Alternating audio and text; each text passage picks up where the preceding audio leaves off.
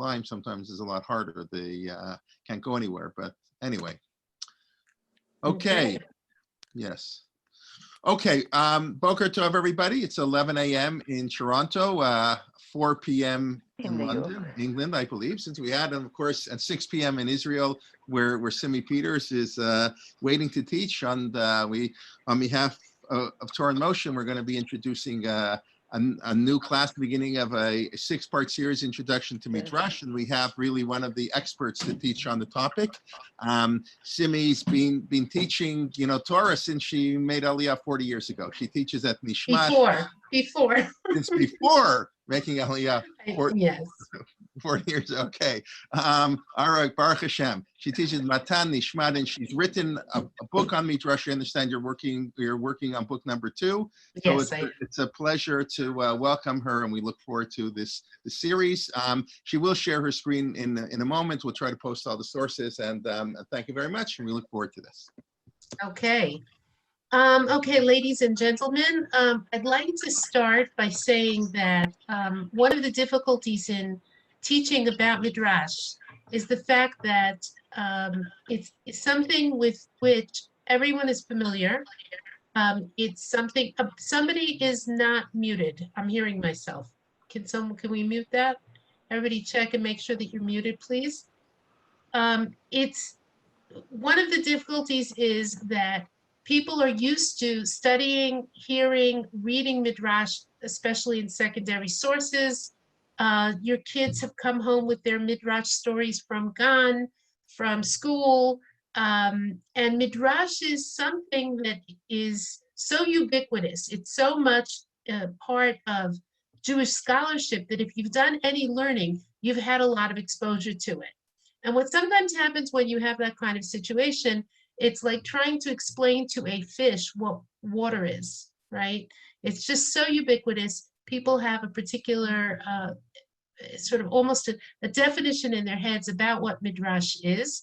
And unfortunately, often that's mistaken. So I'd like you to take a second, just about a minute, to think about how you would define Midrash. I know that if you saw a Midrash in front of you on the screen or in a class or quoted by somebody, you'd recognize it. But what is Midrash? And that's what I want you to think about. If we were in the same room, I'd ask you to write a definition. I'd come around and look at your answers and we could discuss them. Unfortunately, we're not in the same room and it's a big group, so we can't do that. But what a lot of people associate Midrash with is stories. I think that's one of the things that leaps to mind in a lot of people's heads when they hear the term Midrash. Very often when I do this exercise in my classes, that's what I get. People will write down stories. That's what Midrash is. So I'm about to offer a very, very different definition of Midrash. The definition of Midrash that I am offering is, I think, going to become more clear when we compare Mishnaic style to Midrashic style, okay? Now, the thing to understand is that the authors of the Mishnah, the Gemara, and the Midrash were all the same people. Chazal wrote in 2 different styles. One style is the Mishnaic style, and one is the Midrashic style. So what we're going to do now, since Rabbi Kelman has informed me that it's probably best if we take a look at the sources together, I will translate everything. Oh, wait a minute. That's not how you share a screen. Hold on. I have to do that again. I did not just share my screen. I just did not share my screen. Oh, here it is. What we're going to do it now is we are going to look at a text. We're going to make a comparison between 2 texts on the same source. What I'd like you to do is open your Tanach to Dvarim Chafva, which is Deuteronomy 26, okay? And we'll just read a few psukim, a few verses, and look at what's, by the way, if anyone does not, I can't read chat and teach at the same time, but if you have a question and I'm not being clear, you can sort of break through, okay? So we're in chapter 26, which is Parshat Ki Tavo, and kitavo, when you come into the land. And we're reading from the beginning of the chapter. I'll read and translate. And it will be when you come into the land that Hashem, your Lord, is giving you as an inheritance. And you inherit it and you settle it.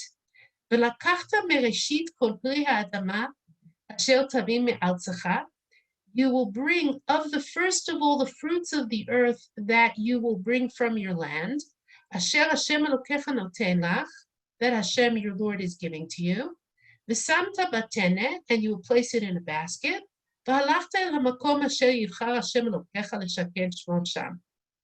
And you will go to the place that Hashem will choose to cause his name to dwell there. And then we get the statement, you come to the Kohen, and who will be in your days, and you will make a declaration, and you will give him the basket, and he will take the basket. The mitzvah that we are speaking about here is the mitzvah of bikurim, first fruits, the bringing of first fruits from Eretz Yisrael. I'd like you to look at the page that's Hakdama Midrash, which is an introduction to Midrash, and you will see before you Mishnah Bikurim, the Mishnaic tractate Bikurim. That is to say, the Mishnaic presentation of the mitzvah of bringing first fruits. Okay, so let's take a look at it for just a second. Aleph, first. Yesh meviim bikurim v'korin. There are those who bring bikurim and read the declaration in front of the Kohen. Mevi'in v'lo korin. There are people who bring bikurim and don't read the declaration. V'yesh she'enan mevi'in. And there are those who don't bring bikurim. Elu she'enan mevi'in. These are the ones who don't bring first fruits. Someone who plants in his own field, but then it sort of gets extended into another person's field or into the public domain.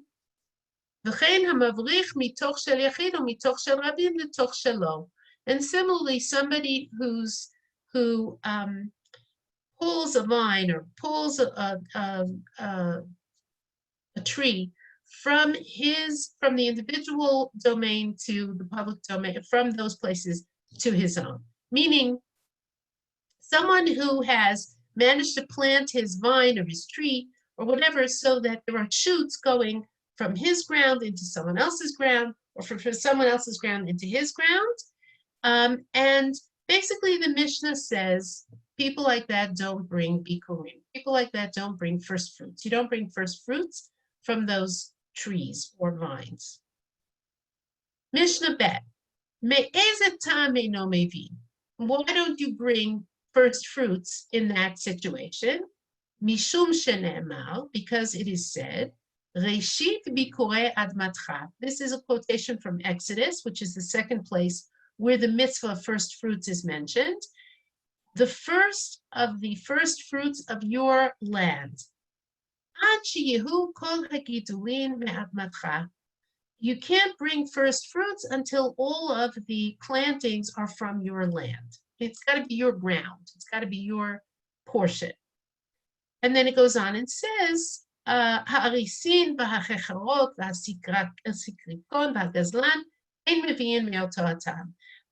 tenant farmers, people who are renting land, people who have poached on other people's land, or thieves, don't bring bikurim, don't bring first fruits for the same reason.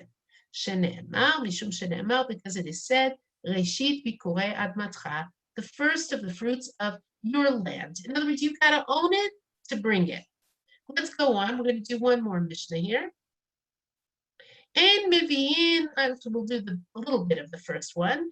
Ein mevi'in bikurim chutz mishivat haminim.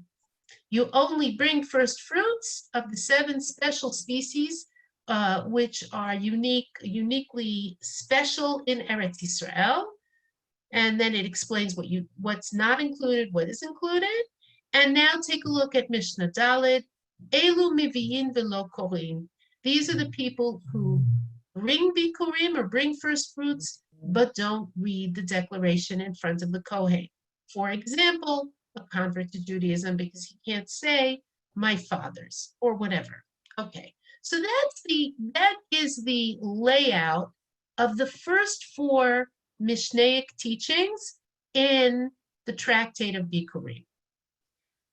Now I want you to compare that to the next source, which is on the following page. This is Sifrei Dvarim. Sifrei is a Midrash Halacha. What do I mean by Midrash Halacha? It is a Midrashic reading of the same thing that the Mishnah discusses.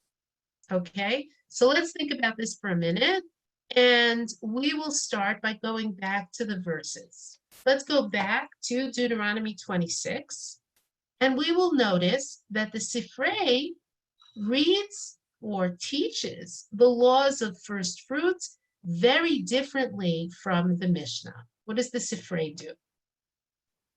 You can either have the Tanach open in front of you, or you can look at the at your screen, because I've pretty much brought the at least Safaria's version of the Sifrei.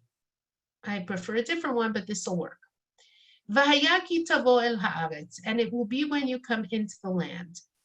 Ein v'haya ela miyad, and it will be means immediately.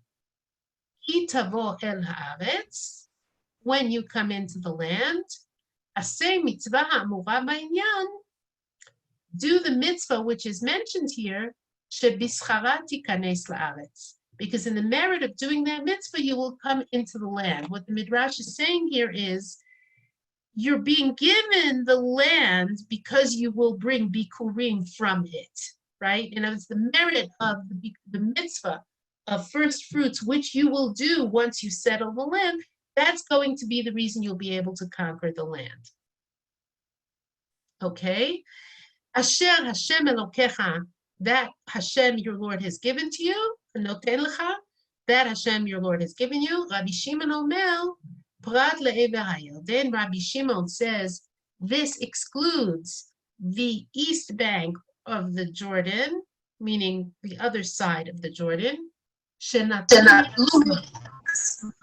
that they took by themselves. In other words, you only bring bikurim. I hear myself. I don't know who's unmuted, but okay. You only bring. You took care of it, Rabbi Calvin? Yeah. I try to keep care. Yeah, everybody, please do keep yourself muted. Otherwise, if it comes off, I mute them. But it's, I prefer not to have to do that. Thank you. Yes, so do I. Okay, so Rabbi Shimon says this excludes the east bank of the Jordan because that was land they took for themselves. It wasn't given to them by God. Okay, let's skip a little to Daled, the 4th line, or the 4th line here. V'lakachta mereshit kol pri ha'adama, and you will take of the first fruit of all, of the first of the fruit of the land. Yachol kol haperot kulam chayavim bebikurim. Is it possible that all fruits are obligated with bikurim? Talmud lomar, the verse teaches us, mereshit, of the first fruit, v'lo kol reshit, and not all of the first fruit. And then there's a whole discussion about how do we learn which fruits to take from and which not to. Let's skip a little bit to where it says chet, which I'm going to highlight for you here.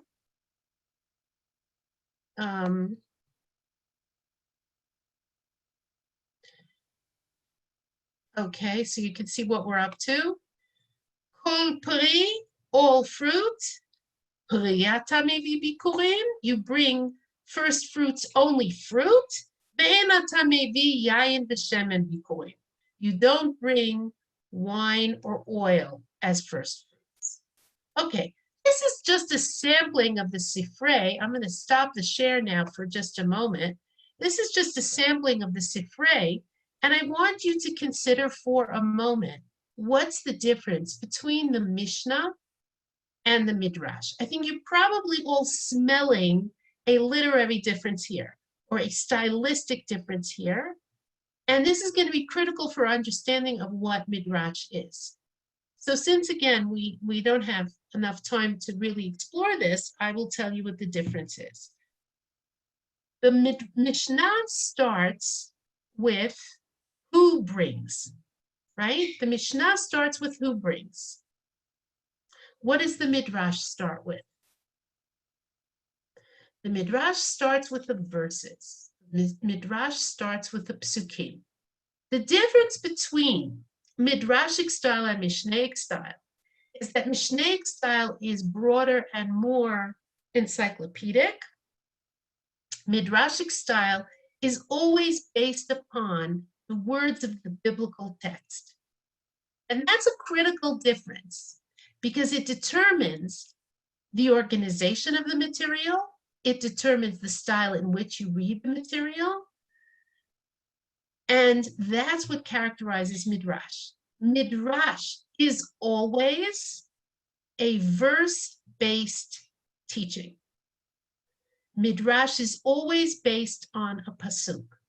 The Mishnah may quote psukim, but the Mishnah is based more on Torah Shebal Peh, oral tradition, and those elements, or let's put it this way, the authors of the Midrash, the Mishnah and the Gemara, were all the same people, right? But they chose to write in different styles when they were doing different things. For the discussion of halakha, the Mishnaic style is more flexible and gives them more room to organize the material in a way that can be developed halachically.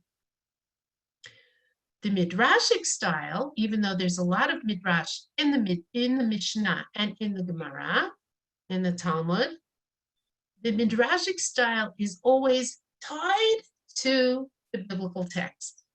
So if you want to teach someone about the commandment to bring, or the mitzvah of, the laws of bringing first fruits, you're going to want to have more control over how you organize that. The Mishnah is able to start with who brings first fruits because it can organize encyclopedically. The Midrash can't do that because it's always based on the biblical text. So here's my definition for you, and then we're going to talk about some of the other important factors here. Midrash is a style of text study which is always pasuk based. It's always based on a verse or words from the Tanach. Right? It is characteristic of the period of Chazal, of the sages of the Talmud. The Talmudic sages, authors of the Mishnah and the Talmud, wrote the Midrash, right? And it is a very close reading of the biblical text. In other words, what the Midrash does, if you will notice, for example, we saw, let's put that back up for a moment. If you look at the screen for a moment, Kol Pri, oh, sorry, I didn't share that. I'm a little slow at the whole sharing screen thing. Hang on. If you notice, right, we looked at this. Kol Pri, each fruit, every fruit, priya tamevi, you bring fruit, not wine or oil, right? In other words, the Mishnah could organize that differently. The Midrash has to learn it straight out of the pasuk. Okay, and similarly, you know, that's why you don't bring from. Let's go back here. Where are we?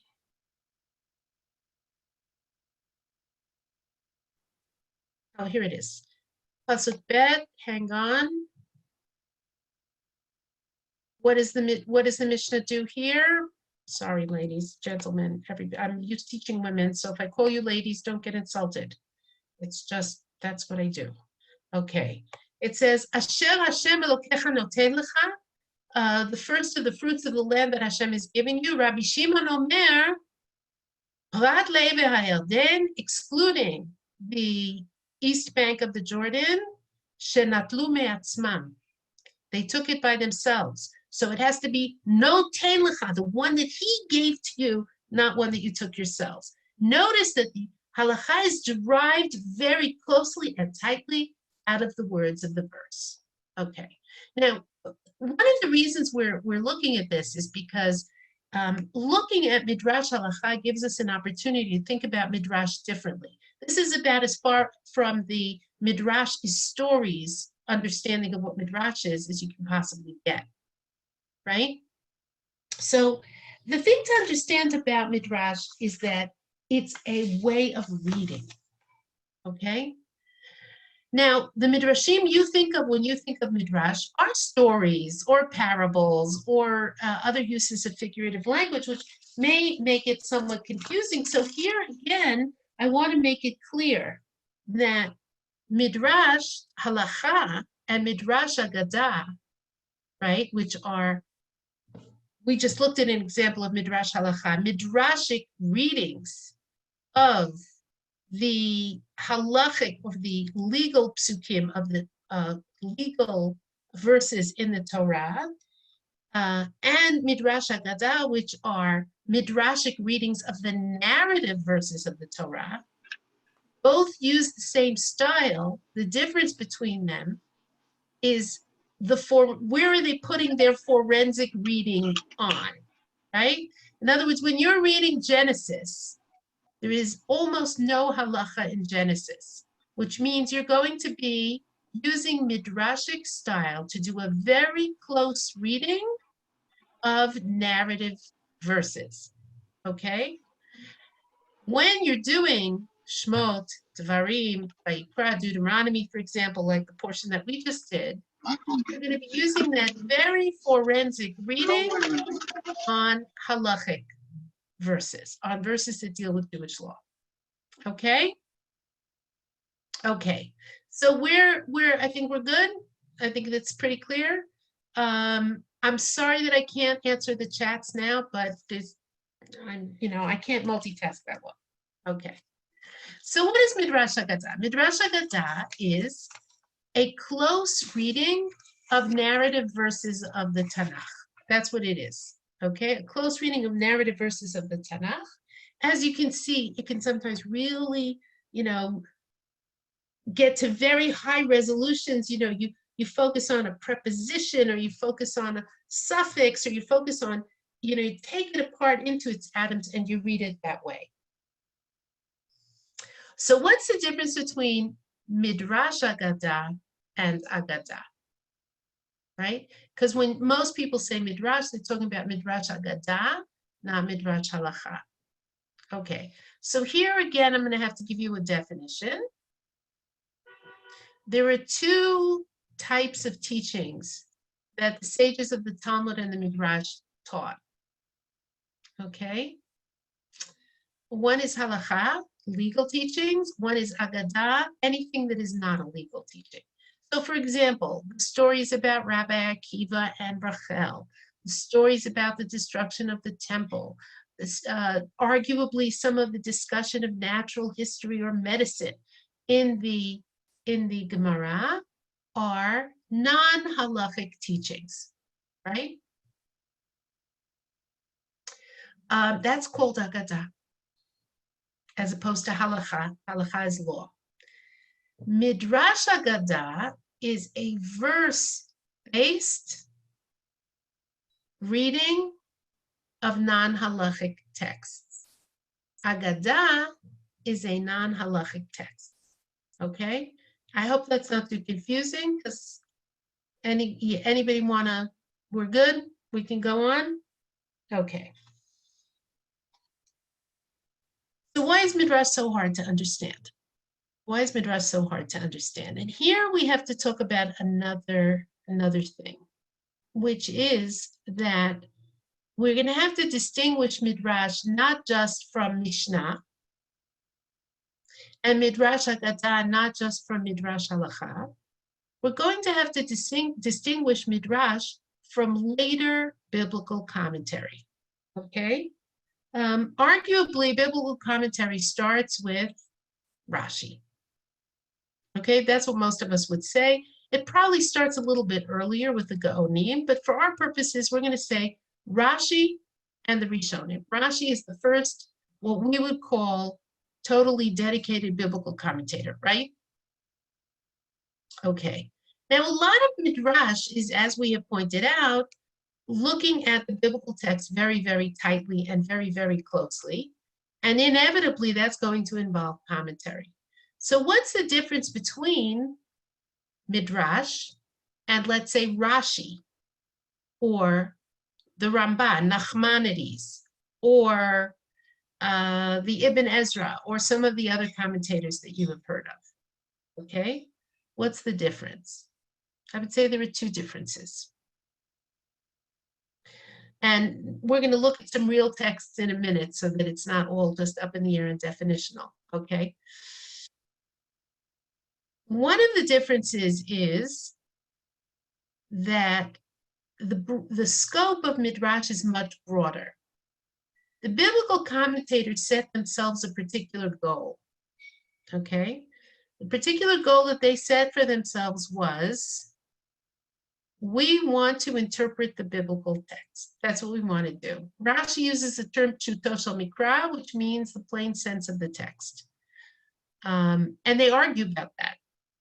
The Ramban, or Nachmanides, argues with Rashi, and the Ibn Ezra, argues with, everybody argues with Rashi, by the way. And Rashi is the gold standard, and everybody argues with him. Everybody's responding to him or affirming what he says in one way or another.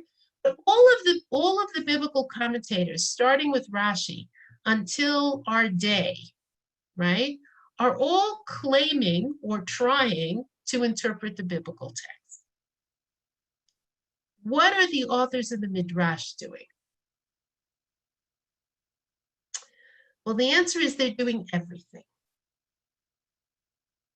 They are taking the biblical text and they are squeezing it out and wringing it out and analyzing it in every conceivable way, not only to interpret it, but also to write sermons about it, also to plumb its depths in terms of mysticism or theology.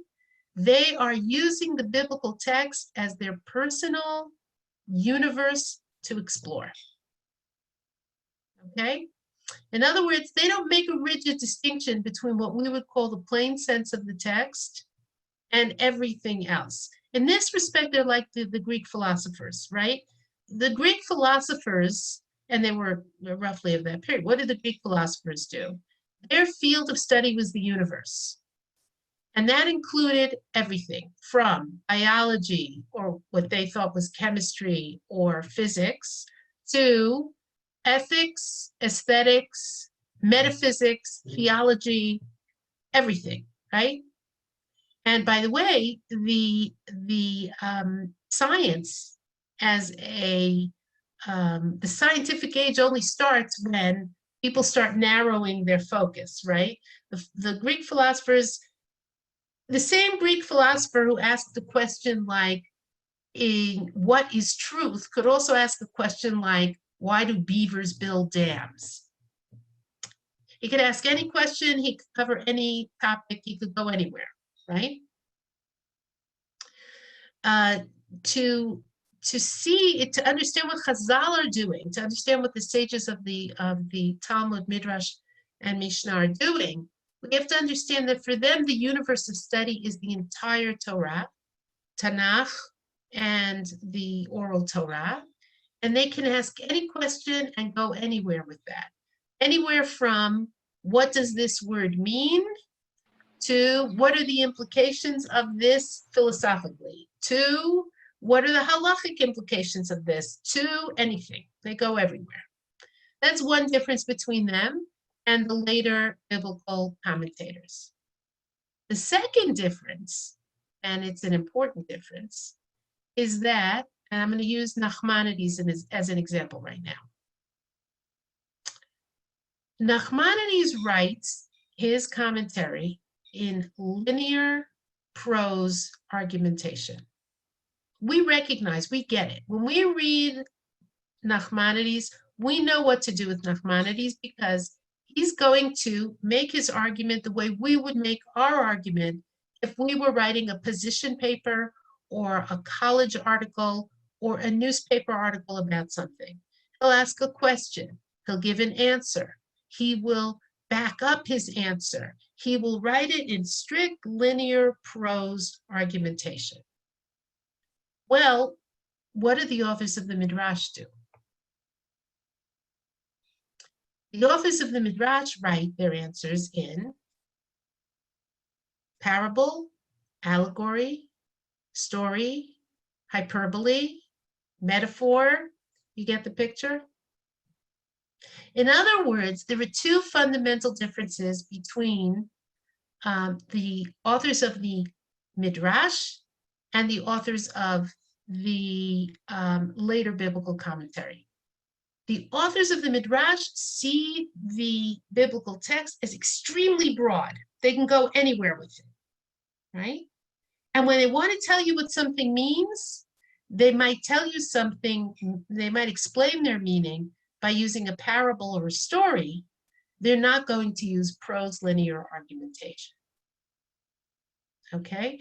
And that very often leads people to dismiss the Midrash because they think it's bobamaisis, right? It's fairy tales, it's just stories. It's not. It's a mode of discourse that needs to be unpacked. Okay? And here I would, what I would like to do with you is look at the second sort of part of the where is it? Here, Hakdama Midrash, the introduction to Midrash. And I'd like to actually look with you at some, a couple of Midrashim to explain what I mean. And here I would like to explain, let's scroll down, and you will see the following here, which is in front of you, you should see Bereshit Rabbah Samachet Zayin. This is an excerpt from Genesis Rabbah. Okay, everybody see it? Okay. The story we're looking at, which is one of the most difficult stories and very vexing stories for many of us, is Bereshit Chaf Zayin, Genesis 27. It's the story of Yaakov stealing the blessings from his brother, right? When he goes to his father and he tricks his father, who's blind, into giving him the blessings at the instigation of his mother, right? Okay. Actually, what I would like to do, maybe it would be better if we start with the second paragraph here, which is this one. Okay, everybody see it? Reshit Rabbah Samachet Tevav, the second paragraph, not the first one that I highlight. I'll unhighlight it. I just have to tell you that coronavirus has taught me new skills. I am learning how to use Zoom, or sort of learning how to use Zoom. I'm unhighlighting this, okay? No, I'm not. I thought I did, but okay. Take a look at the second paragraph here, okay? And we're going to look at the verses for a moment. Rivka has just called Yaakov in, right? Rebecca's called Jacob in, and she said to him, look, I want you to go to your father and get the blessing. You just gotta do this, okay? You gotta do this. And he understandably is rather horrified at this idea. Take a look at Pasuk Yud Aleph, Genesis 27:11, okay? Genesis 27:11. Vayomer Yaakov el Rivka imo, and Yaakov said to Rivka, his mother, Hen Esav achi ish sa'ir, here Esav, my brother, is a hairy man, va'anochi ish chalak, and I am a smooth man. Ulai yemusheni abi, perhaps my father will stroke me, right? Because he's blind, he's going to feel me. Vayiti be'enav kimetatea, and I will be in his eyes like one who makes fun of him or tricks him. And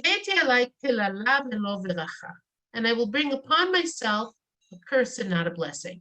Now, if the blessing of Yitzchak Avinu, if the blessing of Isaac is very, very important, you certainly don't want a curse from Isaac. Like, no, not. You don't want to risk that. He'd rather give up on getting a blessing than risk getting a curse. And his mother answers him in a very, very strange way. Look at verse 13. Pasuk Yud Gimel. Vatomer lo imo, And his mother said to him, Alai kilelatcha b'ni. Your curse is upon me, my son. Achshma b'koli v'lech kachli. But listen to my voice and go and take for me. Take for me the kids that I will cook, the goats that I will cook for your father to eat and give you a blessing. Okay. Now, what does Yaakov then do? What does Jacob then do? He goes and he does what his mother tells him to do. He brings her food to prepare, and he goes and he goes through the whole charade. Well, there's an interpretive problem here. There's a definite interpretive problem here. What's the interpretive problem? Yaakov expresses a fear that he will be cursed. He doesn't want to be cursed. And his mother says, don't worry about it. Your curse will be on me. What would the proper response of Yaakov be to this? Oh yeah? How are you going to do that? How can my father's curse be transferred to you instead of to me? If we take an analogy, that I think makes a lot of sense today, unfortunately.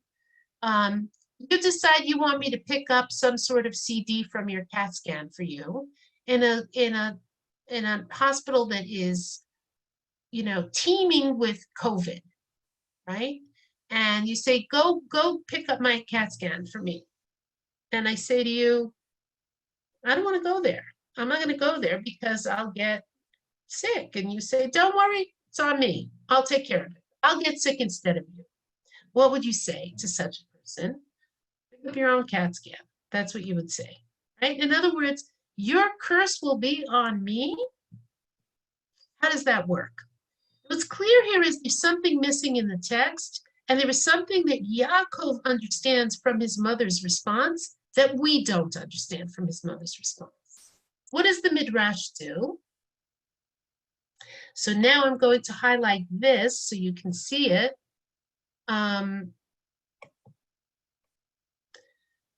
It makes a tiny little comment here. Amar Rabbi Yitzchak said, Alai likanes velomar la'avicha. It is upon me to enter and to say to your father, Yaakov tzaddik ve'esav rasha. Yaakov is righteous and Esav is wicked. What's going on over here? Your curse will be on me means, according to Rabbi Yitzchak, it is on me to enter and to say to your father, Yaakov is a tzaddik and Esav is a rasha. Yaakov is righteous and Esav is wicked. How does that solve the problem? Well, first of all, I just want you to know that Rabbi Yitzchak does not tell us what he means. He just adds a line to the dialogue. He expands the story. We've got to figure it out. It's not like, for example, I'm going to channel Nachmanides here. I'm going to pretend to be Nachmanides. He doesn't actually say this, but I'm going to write you an answer to this question in the style of Nachmanides. Okay, I'm going to say it to you in the style of Nachmanides. Okay, Nachmanides would say the following.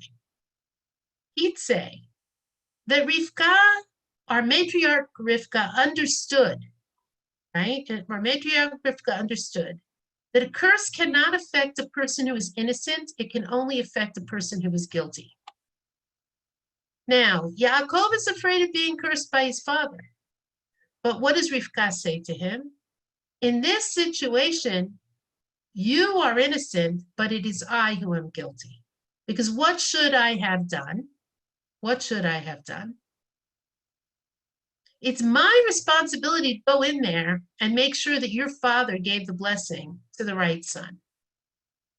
I should have gone in and said, Yaakov is righteous and Esav is wicked. Remember, everybody, that Rivka knows she's headed to this impasse here. Because when she was pregnant, what did she find out? She found out that she was carrying two nations in her belly. She found out that one would be righteous and one would be wicked. One would be would take precedence over the older. the younger would be more important than the older one. The birth order was not going to determine who should get the inheritance, right? She never told Yitzchak. She never told her husband. So Rivka is saying, you're not going to get cursed if this goes wrong, because the curse will fall upon me because I'm responsible for this situation. Alai means it's on me. It's my responsibility. Okay. Now you could argue with this interpretation. You could think it's right. You could think it's wrong. You could go anywhere with this interpretation. But what is clear is that Rabbi Yitzchak sees an interpretive difficulty, and he offers an interpretive solution. Now, it took me 3 minutes to explain it. If you read Rabbi Yitzchak, it took 30 seconds, right? He just expands the dialogue. I had to unpack it for you. And if I were writing this up in the style of the Ramban, in the style of Nachmanides, it would take a page. In fact, I can tell you it does take a page, because when I wrote my book on Midrash and I had to unpack these kinds of texts into linear argumentation where I could spell out what each implication was, it took a lot of pages because I was writing in Western style. I was not writing in the style of the Midrash. So Midrashic style very often will deal with an interpretive problem, but it conveys the message in language that has to be unpacked. It's not obvious. When you read a parable, you have to figure out what the parable means. It's not being spelled out for you in linear prose argumentation. And just to give you a sense of a different way that the Midrash reads the same material, and it's in the same paragraph, let's go back to our text. I skipped the first half of it, right? This part here, which I will now highlight for you again.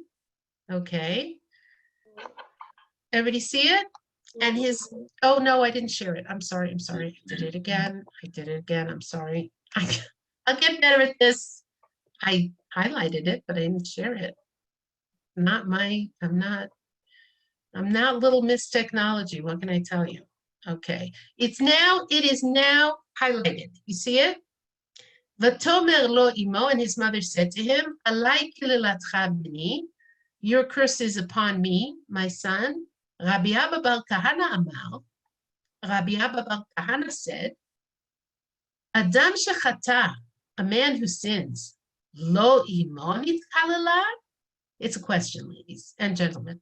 Isn't his mother cursed?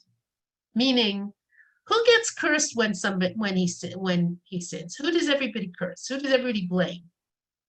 His mother. Shene'emar, as it says in Genesis 3, Arura ha'adama ba'avurecha. God says to Adam, the earth is cursed for your sake. Av ata alai kilelatcha b'ni. Even you, your curse is upon me or will be upon me. Now, this is not an interpretive reading. It's a much more sermonic reading. According to this, what's happening here? What is Rivka saying to Yitzchak? I'm sorry, to Yaakov. What is she saying? If your father curses me, it curses you, he's really going to curse me because he's going to blame me, right? In other words, when Adam sins, what gets cursed?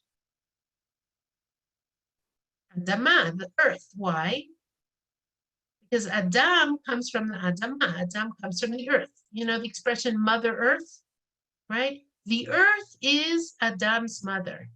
And when he sinned, what happened? The earth was cursed for his sake. So the same will be between you and me. I'm your mother. I will be cursed. You will not be cursed. Can you see the difference between the two readings?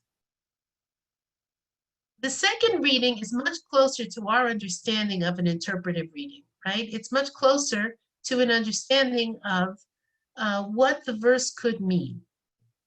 right, in context. The other one is sort of more a meditation on the nature of sins, curses, and relationships to parents. It's much, much broader and less interpretive reading.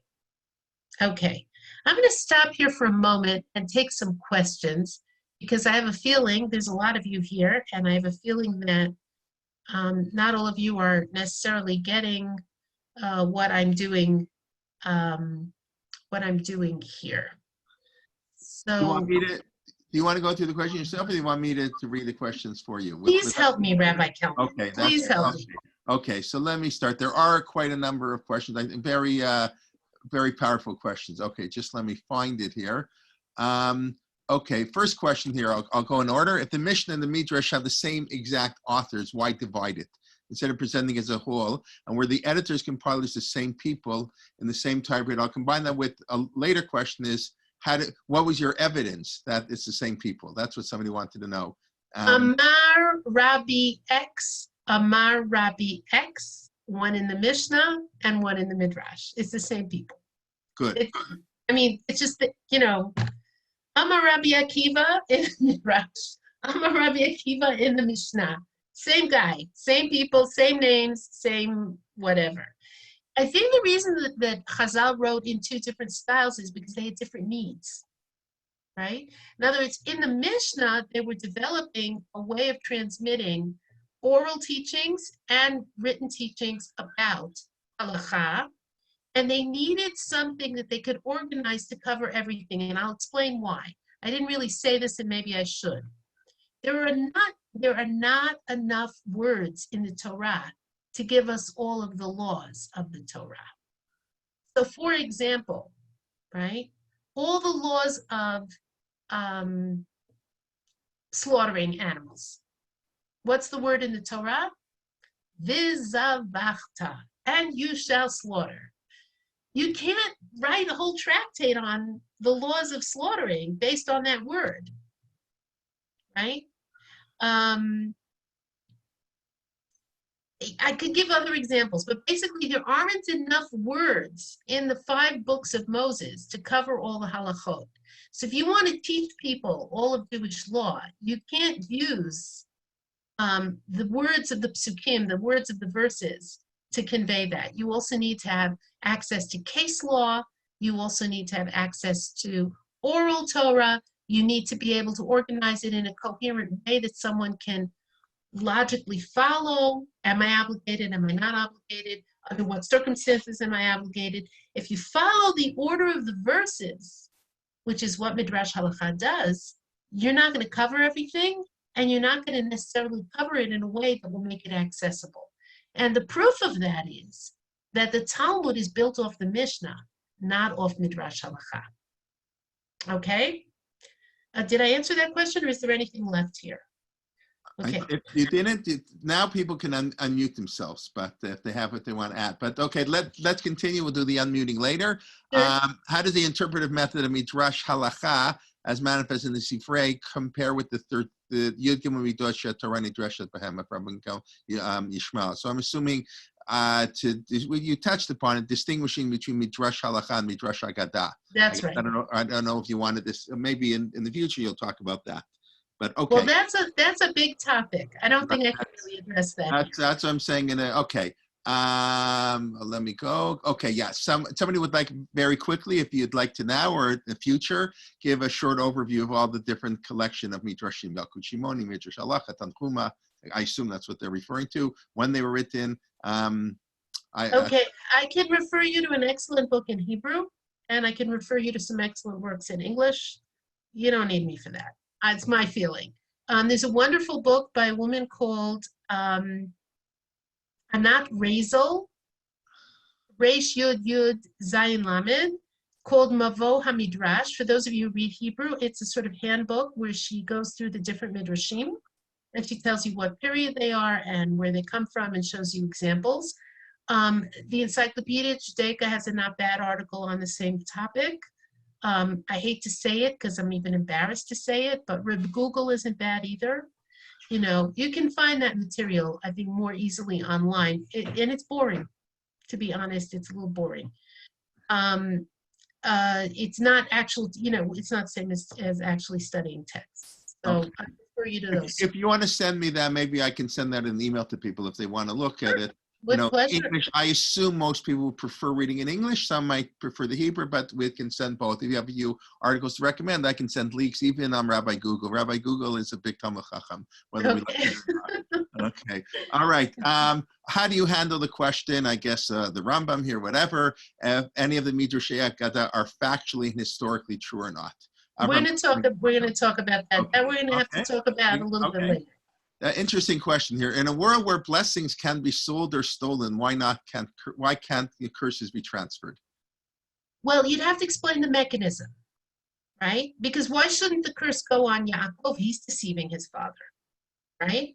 In other words, yes, you could say that blessings and curses can be transferred, but you would have to explain why would Yaakov be willing to risk getting a curse from his father? And the answer seems to be that God is going to cover it for him. Okay. Okay. It's also hard to understand how blessings can be transferred. That's not so simple to understand either. Or it's the rights of the blessing. That's what all of them, unfortunately, they all struggle with. What exactly did Absolutely. Yaakov find? This is a very, very hard chapter, and I like to actually teach. Maybe I'll teach it someday on Torah in Motion. It's there's a lot to be said about that chapter in Bereshit. Okay. Yeah. And here's an interesting question. Why did Baalei Midrash speak and write in a way that's so hard to understand? Why can't they speak English? Why can't they write in, you know what I mean? Okay, so that's an important question, and I'm going to address it more further on. I'm going to address that more further on. But the first thing that I will say to you is that this is the quick and dirty answer. Okay, this is the easy answer. They were writing in the style of the ancient Middle East and in the style of the Tanach. We changed. They didn't change. In other words, what happened was when God wanted to convey to us the all of the messages of the Torah, what does he use? Stories. You want to learn about self-sacrifice and giving yourself totally to God? You read the Akedah, right? The story of the Akedat Yitzchak, right? That's the way people spoke in the ancient Near East. I'll use another example. You want to talk about a legal principle or category, you're going to use an expression like an ox that gores. You don't mean just an ox that gores or an obstacle in the public domain or any of those things. It's if you will, an image of a category, right? So in other words, what Chazal were doing was using the language and the style of philosophical or theological or legal expression that was appropriate to their time. When we became more westernized, we have to go back and translate that into our idiom. But I would add something else as well. And this is something that the Rambam, Maimonides, talks about, and will have to be addressed. 6 sessions is kind of short, but we're going to cram it all in somehow. If you want to teach philosophy or a philosophical idea in philosophical language, you can only speak to philosophers. You can't teach Nachmanides to a 5-year-old, a 6-year-old, or a 10-year-old. Can't. Right? But you can teach a story. And the story may not be understood with complete depth and absolutely as profoundly as possible. But an unsophisticated listener can still grasp something out of the story. So the first time you learn the Akedah when you're in 1st grade, you don't even get it. You just don't know it at all, right? You learn the Akedah again in 8th grade when you have some Torah background. It starts to raise questions. It starts to take on depth. You learn it again as a teenager with more Torah knowledge. It gets more complex, more profound. You learn it after you're a parent with even more Torah knowledge and more life experience. The Akedah becomes a massive massive, powerful, emotionally, intellectually, and spiritually challenging text. You don't get that from a philosophical tract. The goal for the sages was to teach the greatest number of people in a way that would be what they call here shaveh l'chol nefesh, something that would be equally accessible to different people at different levels of awareness, knowledge, and intellectual ability. Okay. So that's it. Very That's it. good. Okay, we'll expand on that. Okay, just Ellen pointing out many Midrashic authors do not appear in the Mishnah. I think that's obvious. Yes, there are rabbis who specialized in Agadah. I think I once noted, I was teaching Pirkei Avot in the summer. There are 22 people, I believe, in Pirkei Avot who appear nowhere else in Shas, just in Pirkei Avot. In other words, they were obviously people specialized in certain areas, but the class, Rabbi Akiva, Rabbi Shmuel are both in the Midrash and in the Mishnah. That's right. Okay, who wrote the Medrash Rabbah? If you want to answer that, I'll recollect it. I don't think it was one person, of course. But, okay, the answer that this is also a very, very important point. A lot of people wrote Midrash Rabbah, but the redactors of Midrash Rabbah were one generation at a particular time who determined the final form of this oral tradition. So let me see if I can give you perspective on that here. The great works of the Jewish people, starting with Tanach, except for Torah. Torah is from God. It's all from God, right? Starting with Tanach, going through the Mishnah, the Midrash, the Talmud, the Haggadah, the Siddur, I don't even know where to stop, are all compositional texts. When you're dealing with oral traditions, and you're dealing with a very rich and varied Jewish bookshelf, all of the authors, including the Rambam, who tried to actually get rid of this, but he didn't succeed because everybody put it back in. All of the authors of the great traditional Jewish texts wrote anthologies in the sense that they related to prior authors. They brought oral traditions and written traditions that preceded them. They argue with those traditions and write about them simultaneously. The authors of Midrash Rabbah are all the people who are quoted in Midrash Rabbah and the redactors of Midrash Rabbah who decided on its final written form, right? Did that answer the question or did I confuse you? I guess I want to know what year was the Midrash Rabbah redacted? That's a really good question. I believe Anat Rezel talks about that in her book. That's again, and by the way, I am hopeless at both highlighting and screen sharing, and I'm not good at remembering dates either. So that's not what you're going to get. Torah is lamala min hazman. Okay, I'm going to combine here two questions. Why would Yaakov be willing to have his mother be cursed? You know, it's very nice. His mother's cursed. I mean, that's not so nice of Yaakov. And number B, very interesting, the fact that Rivka's death is not recorded in the Chumash, but just her nursemaid, Dvorah, and the Medrash there comments that, of course, that's when Rivka also died.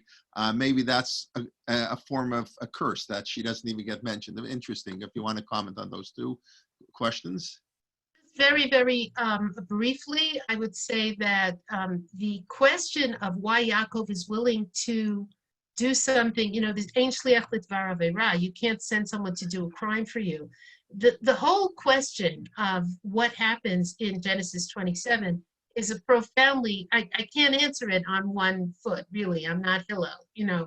It's a profoundly and importantly, it needs to be understood well. And I can't give one of those like instant kind of answers to the question. It's part of a larger question about the whole story. Okay, so you're not saying one way or another if Rivka, that's a curse that she's not mentioned. Leah's death also isn't mentioned in the Chumash, so that's also interesting, right? Right. Who gets mentioned, who doesn't? It's other and topics. Under what circumstances? Yeah. Right. It's even Hillel would agree. You can't really learn Kol Torah Kula. No. He just told him Zil Gemor. I'll give you the start. Right. Now go out and do the rest. Okay, perfect timing. 11:59. Thank you very much, and we look forward to seeing you next week. Thank you. Are you allowing questions from people unmuting themselves now or no? Sure. Just give me Sure, 1 I'm second. willing to stick around for a few minutes. We'll just do for a few minutes, guys. We need a break because Benny It's Gesundheit another will be class. giving his Shir and Tehillim at 12:15 and want people to have a chance to have a cup of coffee. Sure, I'll Go stick and around vote. for If they a haven't couple of voted minutes. yet, they got to run and vote.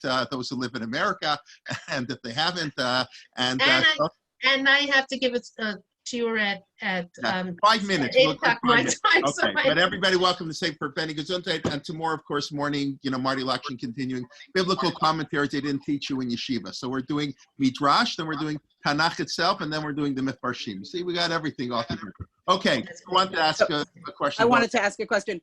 So a given rabbi member of Chazal who was writing all of these things, would he have distinguished between writing, like let's say Rabbi Akiva? So sometimes what he says is Midrash Halacha. Another time something he says turns out to be a Mishnah. Another time it might be Midrash Agadah. Would he have distinguished between that? Or was that up to the later editors and redactors? So I think one of the things to understand about oral traditions, because most of this is oral tradition, all of this is oral tradition, is that they float. Okay? Some of it was said in the context of one kind of discussion and gets redacted here. And some of it is said in a different kind of discussion and gets redacted there. So yes, I think the redactors had an extremely big role to play in deciding what went into what, right?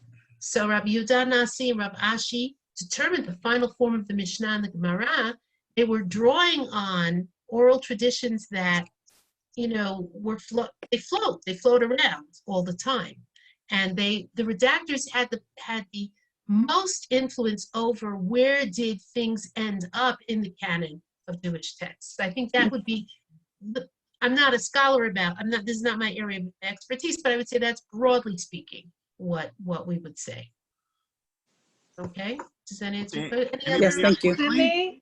Yeah. Simi, I have to go. I just wanted to say hello. I don't know if you remember me or not, but I am from back in the days of Harnof.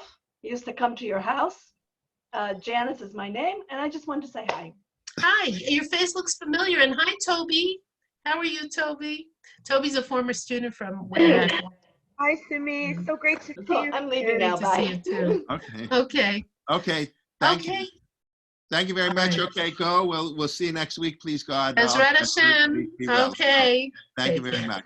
Okay, Bye-bye. bye. And the Everybody can sheet, say you the have source one sheets? for Benny Gesundheit. And the source sheets? The source sheets, yeah.